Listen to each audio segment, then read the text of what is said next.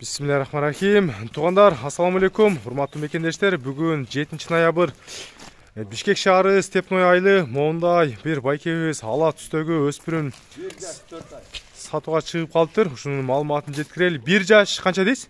1 жаш 4 ай. 1 жаш 4 ай. Тишин аштырабы? Акырын 2023-төгү жылкы мына туғандар. Тишinde көрдүңөр болду. Мына кыскасында. Тиши бүтүлүк.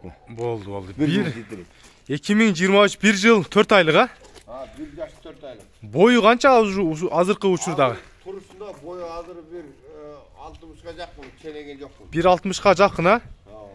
Жетилеңчи. Ары бери бул жака жетилебеспи? Жылкынын буту тазабы? Бир көрсөтөлү. Ха жаныбар, жетиле бериз, а? Ха жаныбар. Обратно кайтыңыз. Бул жака жетилеңиз эми. Ха жаныбарына. Көрүңүздөр, бою 1.60га жакын экен. Бунун пародасы кандай болуп калды ушунда? Пародан точно билбейм.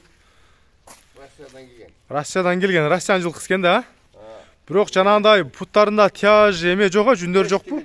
Бул таза кандуу жылкы.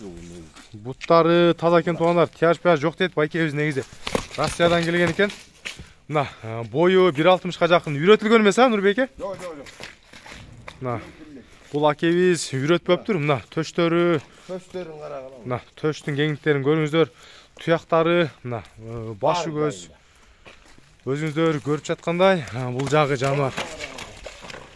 Мына өспүрүмүз дегендер болсо, көрүңүздөр, жылкы үчүн лайк басып, каналга катталып турабыз.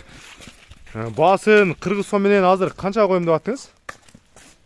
300 миң деп атам. 300 миң түшүп бересиз, а? Түшүп берем. Баасы 300 миң сом. Номер экранда жазылат. Экрандан номерге байланышыңыздар. Долларга да жазып өтөм. Бул жака жетилесиз? Ха!